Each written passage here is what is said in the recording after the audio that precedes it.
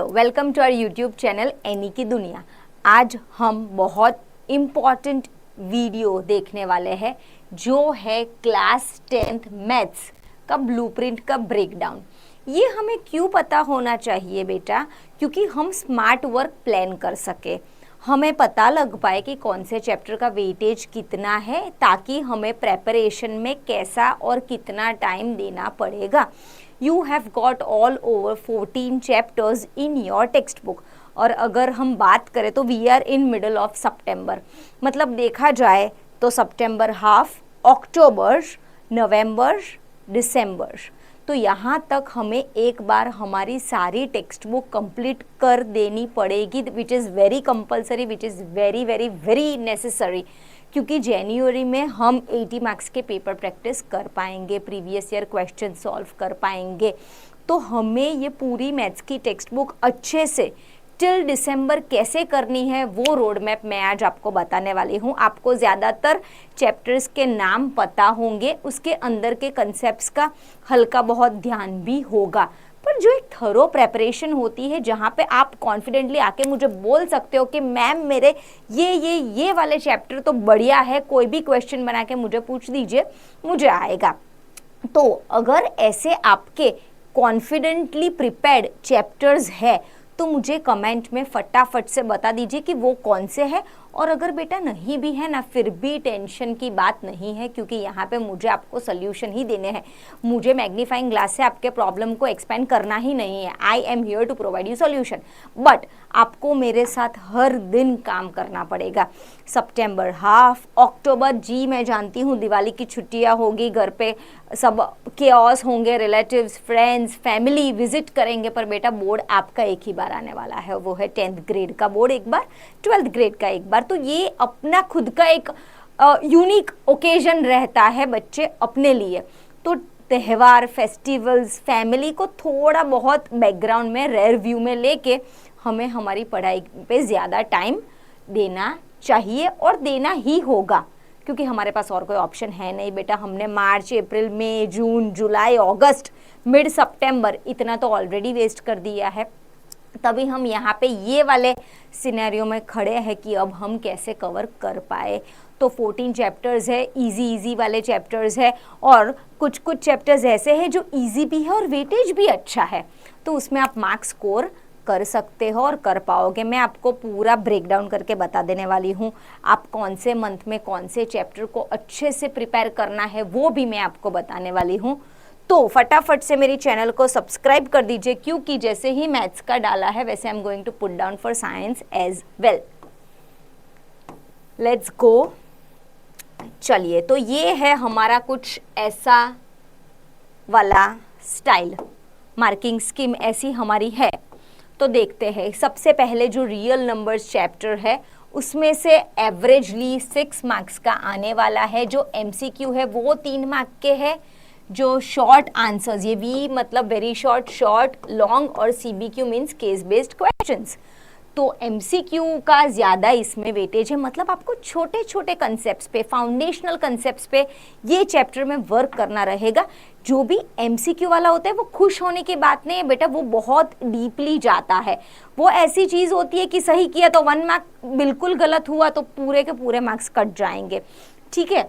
तो इसके अंदर हमें सारे आँख, नाक, कान, मुंह सब खोल के वो सारे चैप्टर्स की थियोरी, कंसेप्ट्स, उसके छोटे छोटे क्वेश्चंस को प्रैक्टिस करना रहेगा। ये है हमारे फर्स्ट चैप्टर की स्टोरी। उसके बाद हम आएंगे पॉलिनोमियल्स चैप्टर पे। उसमें सिर्फ एक MCQ बनता है, एक शॉर्ट क्वेश्चन बनता है जो राउंड अबाउट 3 मार्क्स का एवरेज होगा। पर वो 3 मार्क्स कैसे है कि अगर आपने अच्छे से स्कोर कर लिए तो पूरे के पूरे आपके पॉकेट में आ सकते हैं पॉलिनोमियल्स चैप्टर में। लीनियर इक्वेशंस, तो जैसे देखा जाए वो भी एवरेज हमारा 6 मार्क्स का है, ठीक है। उसमें एक ये है, ये है, मतलब हमें इन जनरल भी लीनियर इक्वेशन पे भी अच्छा खासा ध्यान देना पड़ेगा, क्योंकि वो हमारा है 6 मार्क्स का। अगेन क्वाड्रेटिक इक्वेशंस, तो ये जो भी सारे इक्वेशनल चैप्टर्स है उनके वेटेज कैसे है बेटा? सिमिलर वेटेज है, 5-6 मार्क्स के वेटेज बने हैं, जिसमें लॉन्ग क्वेश्चन आने के बहुत ज़्यादा चांसेस है, तो आपको इसको भी अच्छे से वर्कआउट करना है। एपी है, एपी 4 मार्क 5 मार्क का एवरेज आता है, और इसमें जैसे मैंने ऑब्जर्व किया है तो CBQs case based questions AP में से ज़्यादा बन के आते हैं, तो आपको थोड़े कॉम्पिटेंसी लेवल के क्वेश्चंस की प्रैक्टिस एपी में से ज़्यादा करनी पड़ेगी, जो लॉजिकल एनालिसिस को इन्वॉल्व करे। वैसे वाले सीधे सीधे क्वेश्चंस तो इसमें से बन के नहीं आने वाले हैं। ट्राइंगल्स देखा जाए तो अभी तक हमने जब देखा तो ये सबसे हाई वेटेज हमारे आंख के सामने बन के आया है, वो है ट्राइंगल्स। तो बेटा ट्राइंगल्स हम 7th स्टैंडर्ड से पढ़ रहे हैं, triangles, congruence, properties etcetera etcetera etcetera.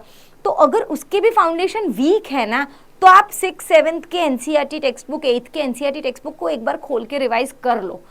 क्यों? क्योंकि ये हमें 10th में कोई भी हाल में 8 नंबर लाने ही है, करना ही है, और कोई ऑप्शन नहीं है।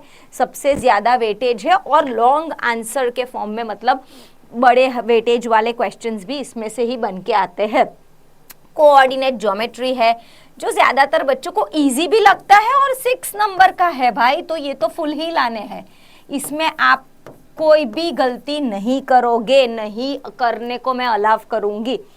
ट्रिग्नोमेट्री, नया कंसेप्ट, नया चैप्टर, एप्लीकेशन और ट्रिगो को मिला के हमारे 12 नंबर है। बच्चे ज़्यादा चीखते रहते हैं, मैम एप्लीकेशन ऑफ ट्रिगो नहीं अच्छा है, नहीं। अरे भाई 16-17 सम्स है, वर्ड प्रॉब्लम्स है, समझने की ट्राई करो ना वर्ड प्रॉब्लम्स को, क्योंकि कंसेप्ट तो बहुत इजी है, फॉर्मूला भी बहुत इजी लगानी है। अगर आपको ट्रिगो के प्रूफ दैट आ रहे हैं, मतलब application of trigo is just a cup of T for you, cup of cake for you, but आप बस लंबा क्वेश्चन पढ़ा तो आपने हार मान लिया। पर उसको समझो ना, वो स्टोरी के फॉर्म में होता है, वो स्टोरी सम्स बोला जाता है, तो स्टोरी को डिकोड करो, डायग्राम बनाओ। 9 चैप्टर में एप्लीकेशंस ऑफ ट्रिगो में हर बार कोई भी स्टोरी सम दिखे, डायग्रामेटिक रिप्रेजेंटेशन नहीं करोगे तब तक नहीं चलेगा, क्योंकि ट्रिगो मतलब राइट एंगल ट्राइंगल होना होना होना ही चाहिए। तो ये कुछ कुछ चीज़ें हैं जो बहुत ईजी होती है, पर पता नहीं आपने क्यों इतना सर पे चढ़ा के रख दिया है, वो ही मुझे नहीं समझ आ रही है। उसके बाद देखें तो सर्कल्स आता है, जो हमारे 7 मार्क का है। एरिया रिलेटेड जी, ये भी है ना बड़ा इजी चैप्टर है, बिल्कुल भी इसके अंदर आपको ये यहाँ वहाँ मार्क्स कटने नहीं चाहिए। तो मुझे ये 11 नंबर भी चाहिए, मुझे ये 12 नंबर भी कंपलसरी चाहिए ही चाहिए। सर्कल्स इतना इतना इतना इजी है, एक्सरसाइजेस भी छोटे हैं, कंसेप्ट्स भी कम है ग्रास्प करने के लिए। सरफेस एरिया एंड वॉल्यूम, ठीक है, तो बेटा वो भी हम करते आ रहे हैं। Mensuration chapter since standard 7th कर रहे हैं, तो वो भी सब बेस कंसेप्ट्स, बेस फॉर्मूला, ये फॉर्मूला के बेस पे चैप्टर है, तो आप समझो, फॉर्मूला डालो, कैलकुलेशन करो जी।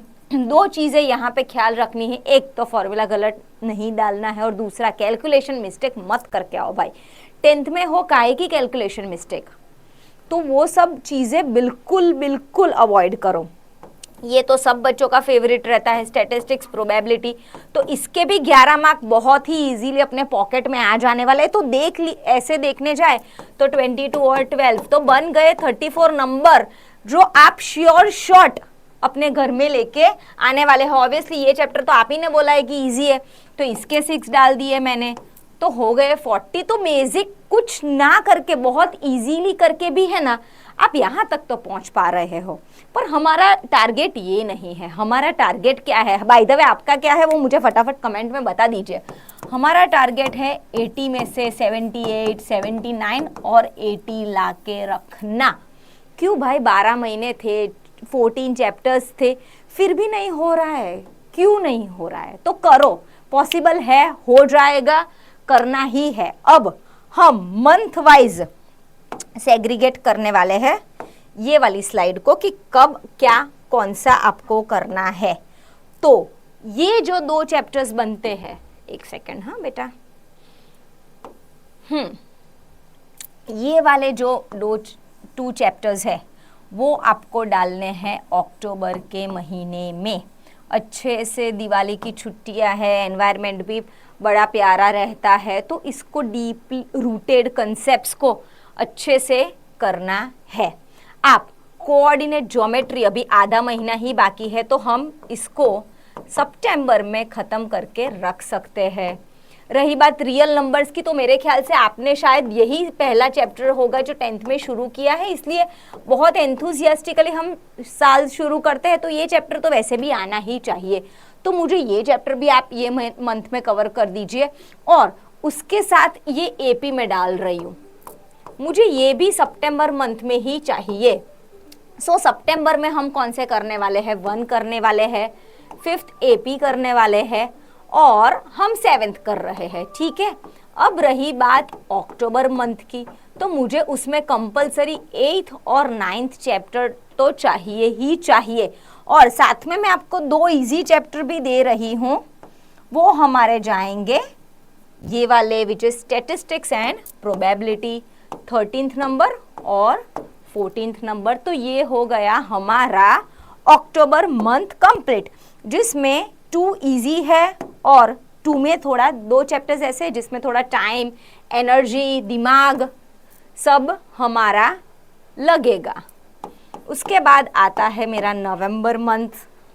नवंबर में ये दोनों की पेयर मुझे करवानी है आपसे, सर्कल्स और एरिया रिलेटेड टू सर्कल्स, मतलब बन गए हमारे 10th चैप्टर और 11th चैप्टर। उसके साथ आप मुझे पॉलिनोमियल्स भी करके देने वाले हो नवंबर मंथ में। तो ये हो गया मेरा चैप्टर नंबर 2। तो यहाँ पे पहुँचते पहुँचते हम ऑलरेडी 10 चैप्टर्स कंप्लीट कर चुके हैं। उसके साथ सरफेस एरिया तो मुझे आपको दिसंबर में ही देना है, वो आपको वो लास्ट मंथ में ख़त्म करना रहेगा, विच इज़ 12th नंबर का चैप्टर।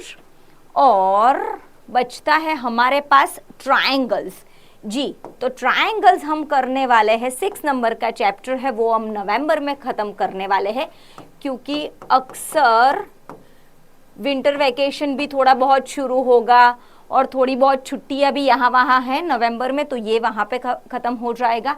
और 3 और 4 नंबर का जो चैप्टर है, जो 12 मार्क्स के वेटेज का है, वो हम दिसंबर मंथ में ख़त्म करने वाले हैं। तो ये जैसे मैंने लिखा है वैसे आप भी नोट डाउन कर लीजिए।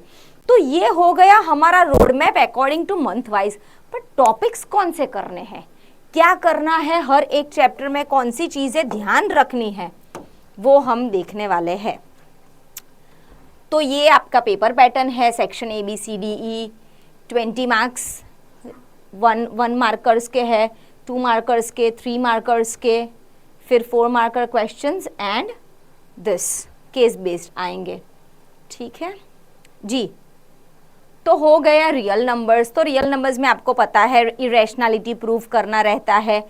फिर जीरोज ऑफ पॉलिनोमियल्स, पॉलिनोमियल्स में जीरोज और रिलेशन बिटवीन, जो भी ये कंसेप्ट के आगे पीछे सवाल बनते हैं उसको आपको ध्यान में रखना है। Then if we move on to linear equations, तो उसके अंदर algebraic conditions for number of solution by substitution method, various जो भी मेथड्स है वो सारे मेथड्स आपको पता होने चाहिए। क्वाड्रेटिक इक्वेशन में भी ये वाला इक्वेशन, स्टैंडर्ड फॉर्म, उसके solutions, factorisation method, quadratic formulas, इन सब पे ध्यान देना है। एपी में तो आपको nth टर्म और उसका एप्लीकेशन इन डेली लाइफ, ये बहुत इंपॉर्टेंट है। क्योंकि बेटा इसमें से ही केस बेस्ड क्वेश्चन बन के आने वाला है। उसके बाद ट्रायंगल्स में एग्जाम्पल, सिमिलर ट्रायंगल्स, और ये सारे जो भी इम्पॉर्टेंट है कि अगर एक लाइन ड्रॉ करते हैं, इंटरसेक्ट करते हैं, तो दोनों साइड्स होती है वो सेम रेशियो में डिवाइड होती है।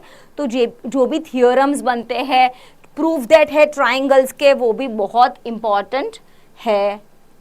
Coordinate formulas, internal division formula, and yes 8th और 9th आइडेंटिटीज याद रखनी है, रेशियोज याद रखने हैं, राइट एंगल पे प्रूफ दैट करना है। जैसे स्टोरी सम्स के बारे में मैंने आपको बताया, वो भी ध्यान रखना है। सर्कल भी बड़ा प्यारा चैप्टर है, tangent, arc, chord, sector, diameter, radius उसी से बिलोंग करता है। एरिया कैसे ढूंढना है हर एक चीज़ का, सरफेस एरिया, वॉल्यूम, मतलब मेंसुरेशन चैप्टर की अगर बात करें तो ऐसा है। स्टैटिस्टिक्स मीन, मीडियन, मोड आपको गाइड आउट करता है, और प्रोबेबिलिटी में पॉसिबिलिटी ऑफ एन इवेंट। तो ये बेसिक इन जनरल एक फॉर्मूलेशन है कि हम मैथ्स में अच्छा कैसे स्कोर कर पाए। 2-3 चीज़ें आप हमें सब्सक्राइब कर दीजिए क्योंकि ऐसे वीडियोस आपको मिलते रहेंगे। दूसरा, आप हमें वीडियो के टॉपिक भी कमेंट कीजिए कि आपको क्या चाहिए, क्या सुनना है, इंपॉर्टेंट क्वेश्चंस है, मोटिवेशन है, कुछ चीज़ें अटक रही है तो वो सब आप हमें बता सकते हो। और कहीं पे भी कुछ भी क्वेरी हो तो हम इंस्टाग्राम पे अवेलेबल है, हम फ़ोन पे अवेलेबल है, मेल पे अवेलेबल है, वेबसाइट पे अवेलेबल है, हर जगह हम आपके लिए अवेलेबल है। Thank you.